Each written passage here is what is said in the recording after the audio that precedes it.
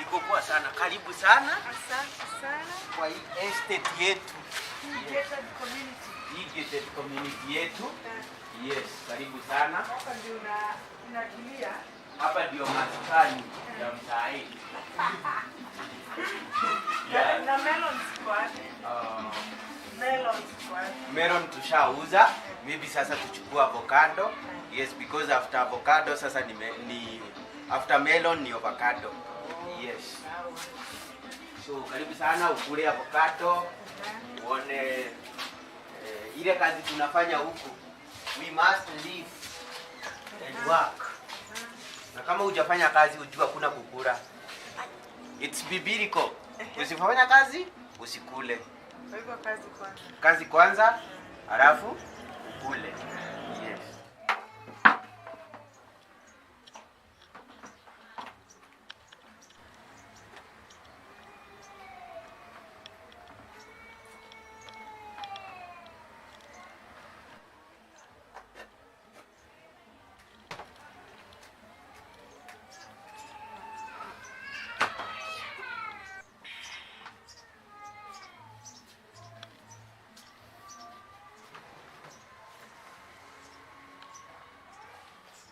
Ladies and gentlemen, a very good morning, good afternoon, or good evening from whichever part of the world you are tuned in from. You're just in time to catch us here on 3TV, which is Thika's #1 online news channel, where we, as always, are telling the Thika story as it is.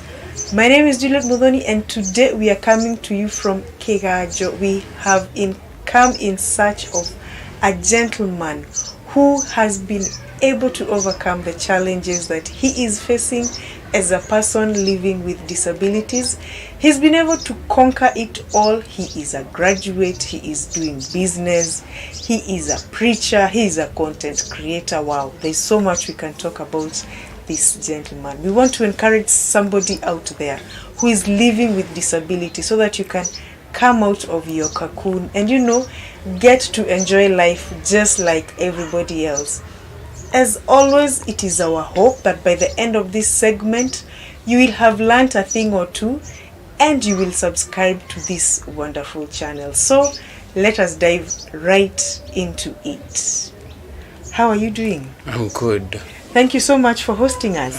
Welcome for finding time to come to this place. Thank you. To answer an introduction, let us know who you are na ulizaliwa wapi wewe. Yes.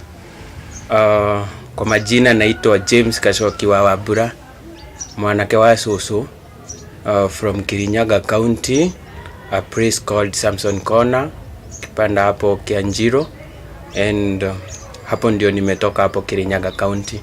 Nikakuja Thika, sahi niko Thika. Sahi uko Thika? Yes. Umesema Kirinyaga, ulisomea wapi primary? Okay, nilisomea primary inaitwa Kianjiro Primary School. Yeah. Na high school ni Rwambiti Secondary School. Both of them are public schools. Kianjiro is hiyo wakati ilikuwa DEB na secondary ni day school. From Kianjiro to Rwambiti it's about 3 kilometers. Yes. Wawe mwanake wa Shushu. Yeah. So you were brought up by your grandmother. Mwaigana kwanyu? We are two, me and my sister. Yes. How was it growing up back then? As a person living with disability, Yeah. How was it growing up? So growing up as a person living with disability is a bit tricky because society doesn't take persons living with disability that kama ni watu wazuri vile ama they have that ability. So society bado walikuwa na hiyo mentality, na pia hiyo kukua utotoni kucheza na watoto unapata unakuwa discriminated. Things like football singecheza na wenzangu, walikuwa wanaona sasa huyu hawezi. So I had those challenges za kukua discriminated, but I thank God my shows alifanya mimi nijiaccept na akafanya my self esteem ikue juu. Yeah. Unajua tunasema person living with disability. Please taburukia hanini how nigetha tumenya exactly. So persons living with disability is what I mean. Tuabiria na maitho makwa, macho yangu msikilizaji ukiona na mwenye anaona, utaona kwa kamera yako inakaa moja inaangalia mbele, ingine inaangalia kona. So hapo utaona disability inaanza hapo. You can also see my hand, my left hand is not that strong, so haiwezi fanya kitu. Na pia my leg iko hivyo, it's not that strong. It was just operated, ikakanyanga chini vizuri. So my disability ni physical, but MQ haijashika mental. Kuna kichwa mzuri. Yes. Akili bado iko set. Yes, akili iko.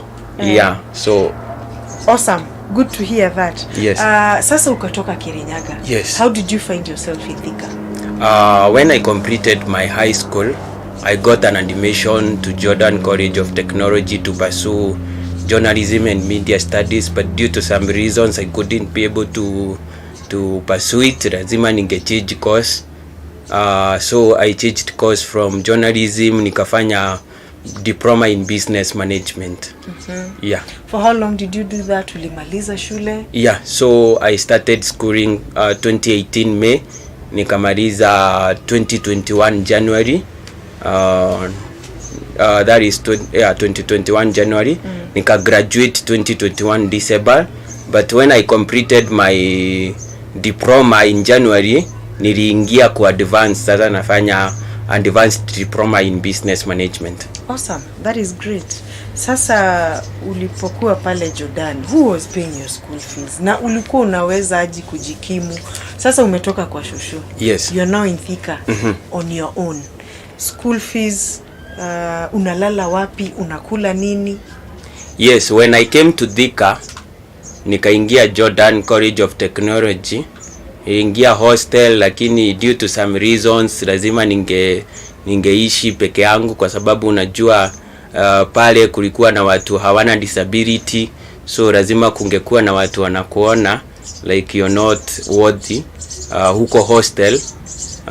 So ikabidi nimeenda kuishi peke yangu, and I went to Kiganjo nikarentiwa nyumba na my shosh, because my shosh is the one who paid my school fees. Baka saa hii kwa advance ni yeye analipa.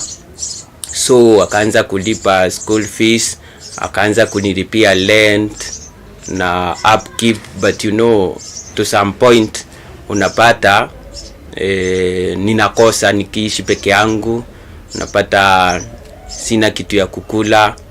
I was walking from Kiganjo to Thika town miguu kwenda na kurudi, bado sijakula, like it was tough. Yeah. Hebu tupatie ile story ya Kamchele. Yeah, so when I remember Kamchele, I just laugh kwa sababu this is the life I was living. Inaitwa comrade life. Uko na Kamchele grass moja, hiyo nilipaswa kukula lunch, supper na breakfast. Hiyo ni kuboil tu ikiwa hivyo. Ni kuboil ikiwa hivyo na kachumvi. So unapata hii grass moja ndio utakula supper. So hautashiba, singeshiba. Ningekula kidogo, nimbakishe ya breakfast na lunch na supper. But mimi nilikuwa mwelevu venye inasemekana. Unapata nimepika Kamchele supper. So nikipika supper, Kamchele grass moja, this is what I was doing. Nakula kidogo, mimi najiekelea na lala. Asubuhi nikiona ninaweza kula nikose ya kukula jioni, ninaamka, hakuna kukunywa breakfast. Ninaoga, ninaenda shule. Remember it is walking from Kiganjo to Thika town about 6 kilometers, and bado ni ngumu vile. Kumbuka unjakula huko shimba jana jioni, unapata class inaisha saa 5, but kwa sababu utaki kurudi nyumba ukule kale Kamchele, unataka kupreserve kwa sababu ya sapa, itabidi upige story mpaka 5 shule ifungwe. Mpaka unapata watu wanasema it's time to go home, but sitaki kuenda home. Nataka masaa iende ili niende nikule kale kamchere nilibakisha. Remember, it is walking. Now it is walking back. Ujakula lunch, now you are walking back home. So unaenda unapata kale kamchele ninakamalizia. So naona next day sasa ka grass kengine. So, lakini imebidi ubangaize na huko. Itabidi upige story, my friend. Unapika story mpaka time inaenda. In fact, I'm always jovial. So hata hiyo wakati hakuna student angejua reason yenye nafanya hivyo. Lakini walikuwa wanaona ninaendelea kukonda. Wakiuliza nawaambia ni maisha tu. But sasa story lazima upige kutoka saa 5. Kumbuka klasi imeisha saa 5 na utatoka town saa 11 na utumie more than 1 hour. So it is 1 hour and 30 minutes. Kumbuka sasa hapo nitafika kitu 7 hapo. 7 ni sapa. Kale kamchere kangu ninakula. Nachangamkia. Na maisha ikaendelea na maisha ikaendelea, nika graduate. But in the midst ikabidi sasa nimeona it is too much. As much as shows anasaidia. Yes anasaidia, but still hana hiyo uwezo ya kusaidia sana kila kitu. Unapata kila kitu, fair everything. So I just one day nilifunzwa ka lesson na trip. Ikabidi nimefunguka akili nikuwe mwanaume. I remember we were going a trip, ilikuwa Nairobi. Nilikuwa na 100 kwa mfuko, sikukuwa na pesa ingine, na kamchele bado ilikuwa pale. So tukaenda trip vizuri sana. And wakati wa lunch, as you know, college ni watu wazima, ni wewe utajinunulia lunch. So tukapelekwa hoteli ya watu wazima na ni watu wako na mado. Na saying inakuanga student wako na pesa. Wanakuanga na pesa. Student wanakuwa na pesa, but I disagree kwa sababu mimi sikuwa na pesa. So kupelekwa pale tukapata menu. Na menu pesa ilikuwa pesa kidogo ya chakula ilikuwa 400. So ikabidi mimi nimerudi kwa bus pole nikaenda kwa kiti yangu na nikalala. And I made sure hakuna student ameona nimehepa kwa hoteli sijakula. So ikabidi nimeenda pale nikawangoja wamalize wakuje. So wakikuja wanashindwa kwani huyu alimaliza haraka aje, kwani. So they didn't know. Bado kale tule pesa twangu niko nacho kwa mfuko. And sasa ni usiku. Kumbuka trip tutatoka usiku. Na bado kamia kangu kako. Na sikuwa nimekula kitu asubuhi. Kale kamchere nilikuwa nimepreserve juu ya sapa. So niko na 100 kwa mfuko. Tumetoka usiku. Hiyo time tulikuwa fare ilikuwa inalipwa 30 bob from Thika to Kiganjo. So nikalipa 30 bob, nikabaki na 70 bob. Sasa mimi nikaingia kwa nyumba. Kufika kwa nyumba kwanza nikalia. Unajua mwanaume aliangi, machozi yake ionekanangi na watu wa nje. So nilijifungia kwa nyumba nikalia mpaka machozi ikaisha. But nikajiuliza, kwani mimi ni mjinga? Why can't I think of doing something? And so that's how nikafikiria, amaidi ikakuja, nikaona naweza uza melon. Na melon itafanya nipate kitu. Itafanya at least nisaidie shosh. Nimsaidie kufanya kutafuta pesa ya upkeep. Yeah, so I started kuuza melon. That's how I ended up selling melon. So with that 70 bob, kuna mtu ulikuwa unajua alikuwa anauza melon akakuadvise now how to go about kununua stock ama? No. In fact, ni maidi ilikuja kwa akili yangu. Kwa sababu mimi sikuwa nimeona mtu akiuza melon. Yes walikuwa, lakini sikuwa mimi nimeona mtu akiuza. So after kulia nikiwa peke yangu, that's how the mind came. Aha moment. Yes. Sasa 70 bob yako the following day ndio ulienda ukanunua melon. Iko kwa mfuko. There is a person The following day sasa nikaenda kwa soko. Kuenda kwa soko, I got someone by then alikuwa anaitwa sahi amekufa, alikufa. So Munyao amekufa, alikufa. So that's the person mwenye nilianza na yeye. Yeye alienda akanikatia melon. Akaniambia kijana unaweza anza. But 70 yangu bado 70 yangu iko mahali. Juu nilienda nikamwambia mimi sina pesa, na ni ukweli 70 si pesa. So kaenda akanikatia melon, nikaenda nikauza. Wakati niuza nikaona niko na pesa. My friend, nilifurahia. Sasa nimekuwa tajiri, na ni tajiri juu nimepata nilipata 250. So na 100 ya kurudisha melon sasa. Nice. So nikapata niko na 150 kwa mfuko. Let me tell you. Kitu ya kwanza ni kwenda kutafuta kitu ya kukula. Njaa ilikuwa inakusumbua? Ni njaa inanisumbua. Ni kutafuta kitu ya kukula. So nikaenda nikakula, nikapeleka pesa iko hapo nilipaswa kupeleka hapo kwa mwenye nini. Then the following day sasa nilienda na pesa yangu sasa ya kununua melon. So nilienda nikanunua melon, nikaona haya kumbe watu wanaweza nunua. And from then I started building my customers. Nikakuwa na customers mpaka huko kwa soko ya Makongeni. So in fact hata nikiuza melon ninaanzanga kuuzia hao wenye wako hapo. Melon zinakatakatwa hapa, so nitaanza kuuzia huyu hapo hapa. And they usually support me. So I started that, nikaona hii biashara iko na pesa. Then from hapo mimi sikuwaenda miguu tena kutoka Kiganjo mpaka town. Nikaanza kupata fare. Nikaanza kupata yani najipata niko na kitu kwa mfuko. But sasa my friend, before hiyo nilikuwa ninalala njaa. So sleeping hungry is not an history to me. It's not a story. It is a reality. Yes, I even some photos and you will see by then nilikuwa na kaka mtoto 1GB nilikuwa na kaka mtoto kamzee. Umeona kama mtoto kamzee? Yes, nilikuwa na kaka mtoto kamzee.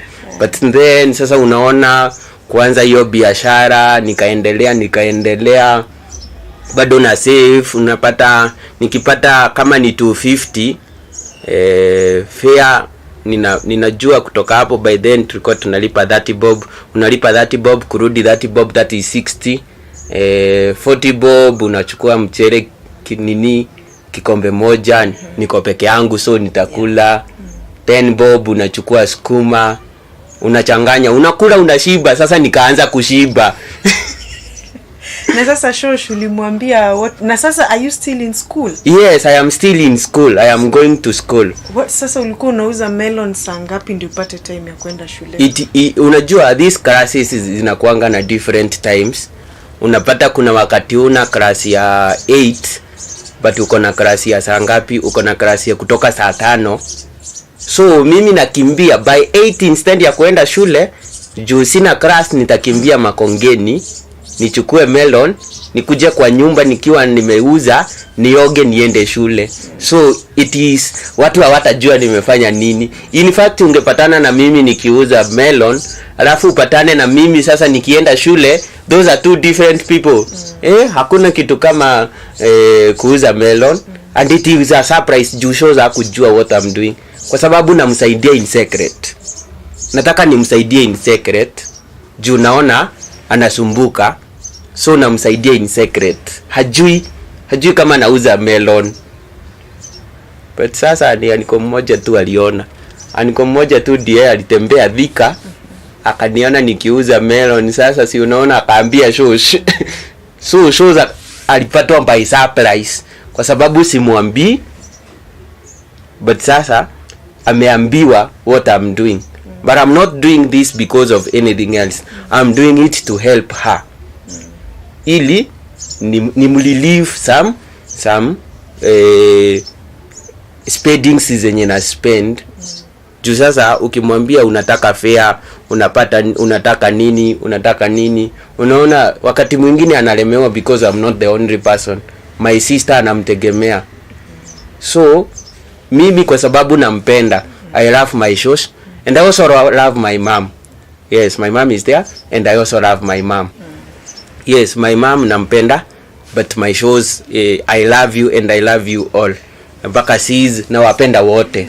Shows ndio amekulea mpaka. Shows ndio amenilea mpaka nimefika hapo. So what we are saying, tusidharau biashara ndogo kama ya kuuza melon. Yes, usidharau because kwanza mentality yenye inakuwa na society yenye ningependa society itoe. Usione mtu akifanya kabiashara kadogo udhani hajasoma. Unaweza ona mtu anauza melon udhani hajasoma. But ukidig deep, you'll know this person maybe amesoma kukuliko wewe mwenye unamdhalau. So usidharau hizi biashara kidogo kwa sababu hizo ndizo zinalisha. And there is always a foundation. Huwezi amka siku moja ukuwe tajiri, but you can build your business from scratch. You've had people starting business with 100 bob, inaenda hivyo unapata ako na capital ya 100. Kwa sababu kama saa hii mimi unasikia nilianza na capital yenye ya kupewa melon ukatakate ukauza una kitu. Saa hii nikaanza kujinunulia 100 ya nini. Saa hii naweza uza melon ya 250 per day, ya 300. More to that, niko na avocado pia. Nimeongeza avocado of late. So naweza uza melon na avocado pamoja. And it is from that start. So never despise easy small businesses kwa sababu you don't know the tomorrow of that business. Awesome. Sasa kuna kitu very interesting is that you're a person living with disability. And you are a champion for people living with disability to be, to be supported. Yes. Tell us about a seminar that you had organized. Yes, last year nilikuwa nimeorganize seminar ilikuwa kona 3, kanisa inaitwa Believers Destiny Gospel Church under Reverend Joseph Geshoro, na theme ilikuwa eliminate the Mephibosheth mentality. This is to eliminate this mentality ya kwamba persons living with disability wanajiona ni kama hawawezi, because the society is not a blessing them.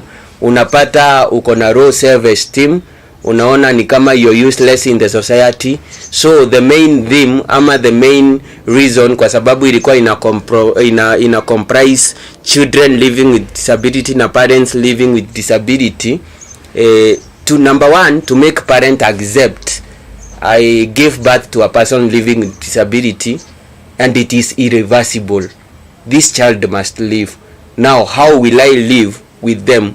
It is by 1, making their self-esteem go high and accept themselves. As much as you, the mother or the parent, accepting that my children or my child is living with disability. Yes. So now children living with disability ama watu wanaishi na disability waji accept, waondoe hii mentality ya kuona but that they are better than the dead dog is better than them.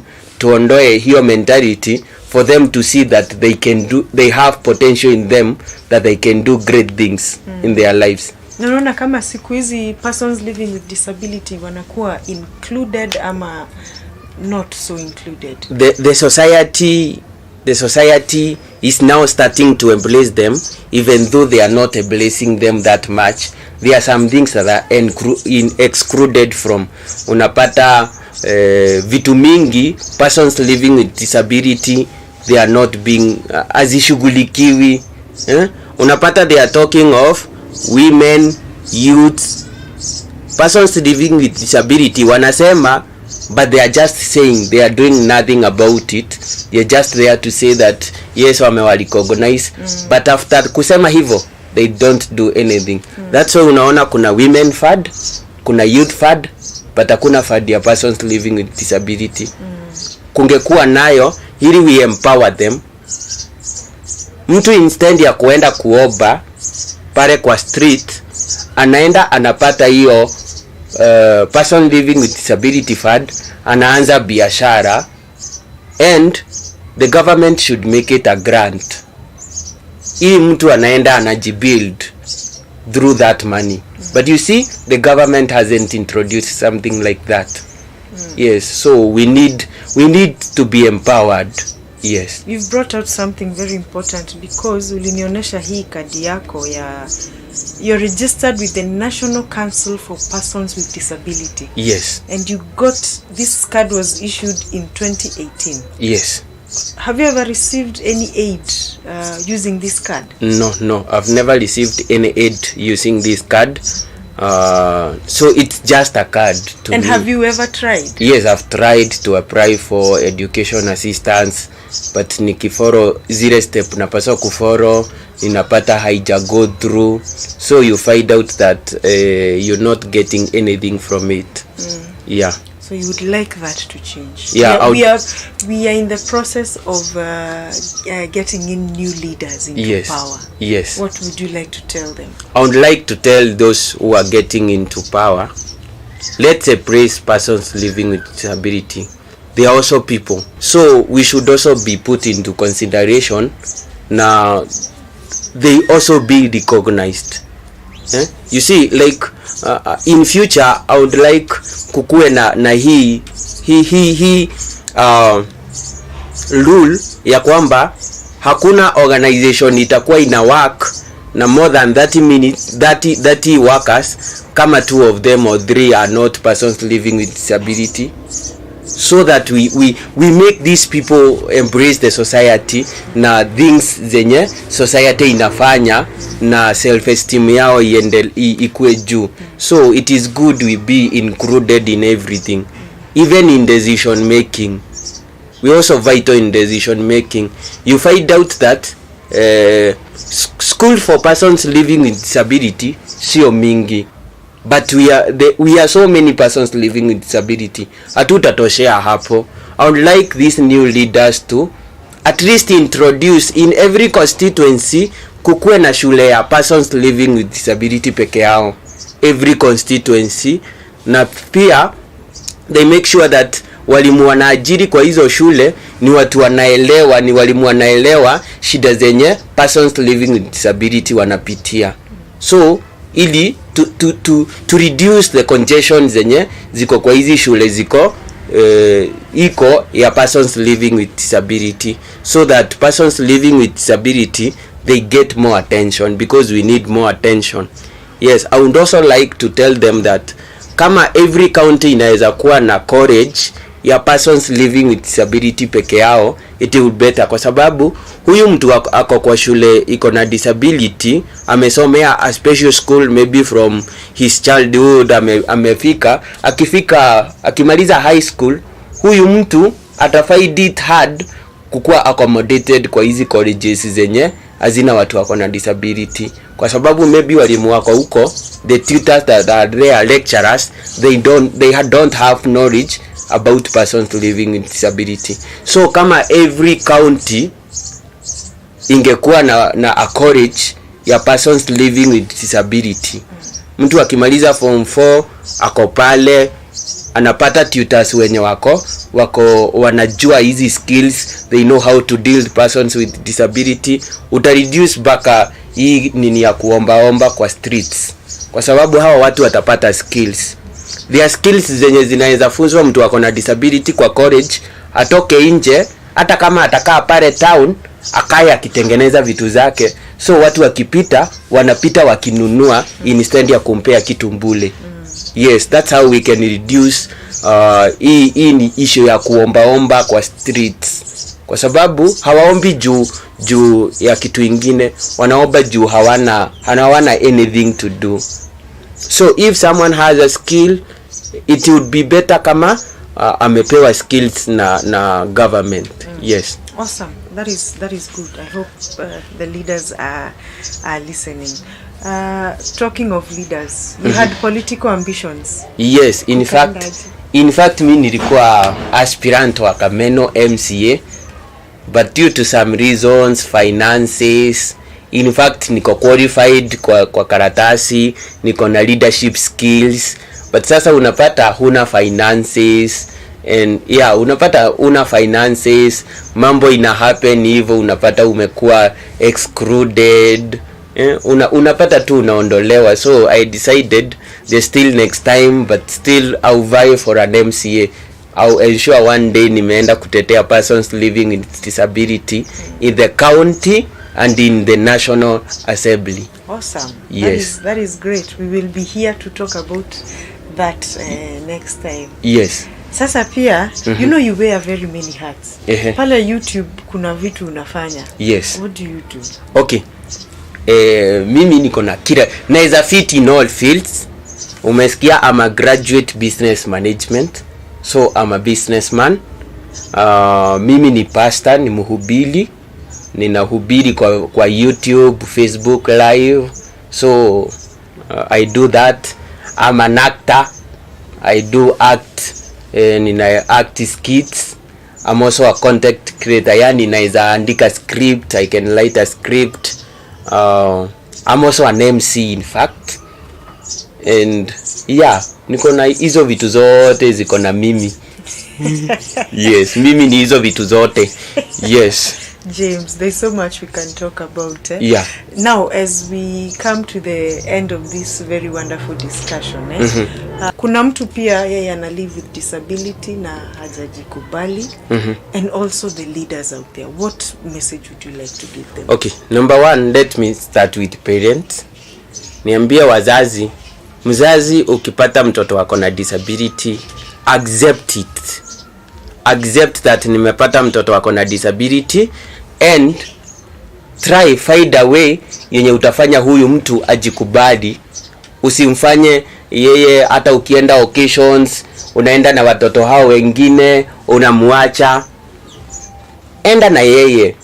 Let people know uko na huyo ako na disability. Is yours. It will start by ukiona unaenda occasion, because kuna wazazi wenye kukiwa na occasion mahali wako na watoto hawana disability na mtoto wako na disability, watafungia mtoto wako na disability kwa nyumba. Wazazi tusifungie hao watoto. They have abilities. Encourage them. Try and find huyu mtu anaweza fanya nini. So that one itafanya aanze kujikubali.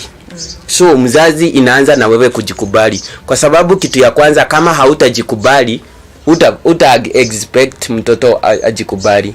Kwa sababu kama shows angekubali ya kwamba huyu mtoto ako na disability, na ajue sasa akose kufanya kujua ability yenye niko nayo, akose kuipepeta, singekuwa mahali nilipo. Singekuwa na encourage watu.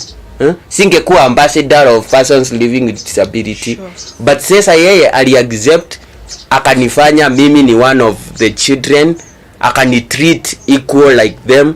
So wazazi tuache ku-exclude hao watu wako na disability. Mtoto uko na disability, accept yourself. You have a life to live.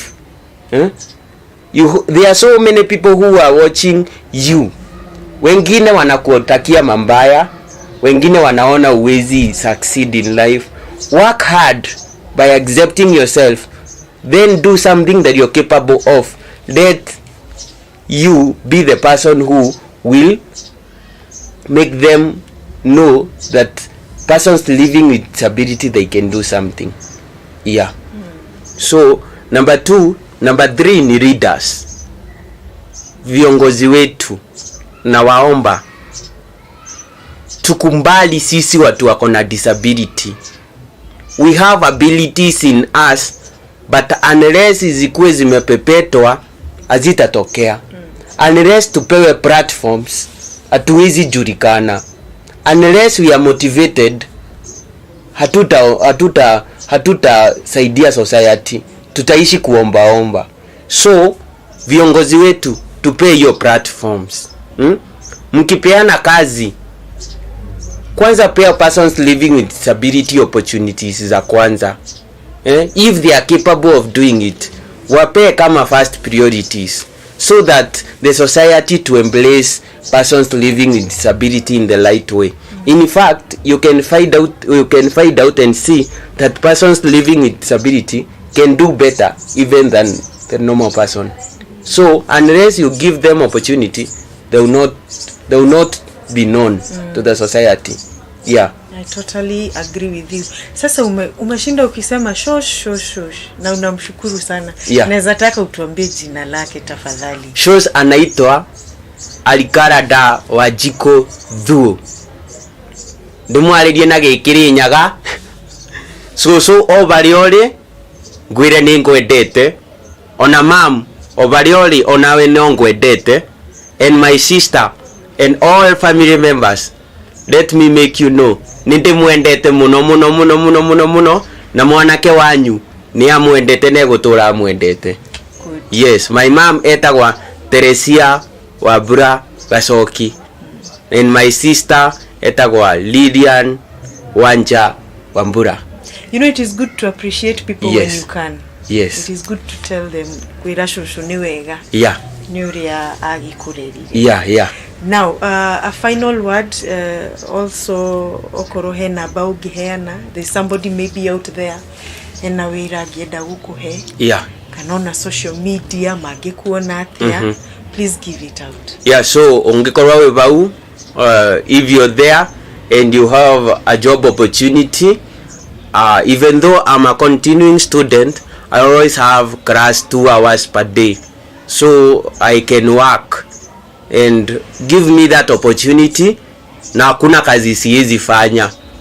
Yeah, so give me, try me and you see. So if you have that opportunity, ukona job opportunity, try me, and I know that you accept it, that persons living with disability can do better. You can follow me in Facebook. Niko na page inaitwa Evangelist Gachoki Wambura, that is EV Gachoki Wambura. And you can find me in YouTube, Jagawa TV. That's where I put my preachings every Thursday.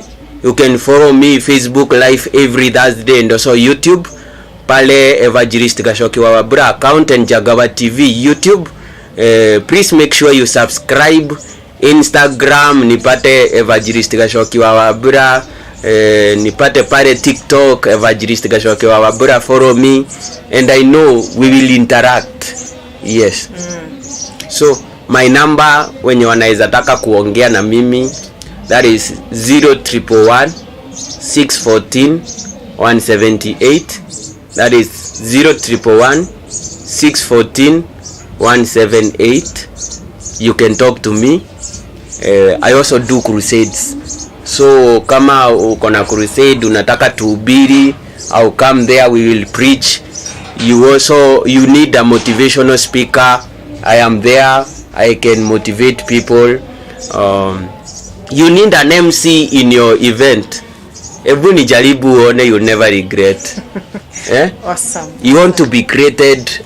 Unataka mtu wa kukuandikia movie scripts, niko hapa nitafute, you'll never regret. Yeah. Sawa. Asante sana Jemo for reaching out to us and accepting to give your story. We appreciate and we know you have encouraged somebody out there. Yes. Sawa. Thank you very much.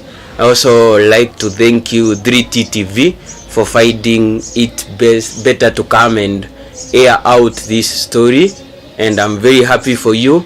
May you live long together with the director and the whole team. I appreciate. I know you had a tight schedule, but ukaamua unakuja kwa Gachoki. Mungu awabariki sana. Yes. Asante sana. Yeah. So, ladies and gentlemen, that was James Gachoki, who is an ambassador for people living with disability, and he is insisting on inclusion. I hope that you have been able to be encouraged if you're at home and you're living with disability. I have been your host, Juliet Modoni. Until next time, take care.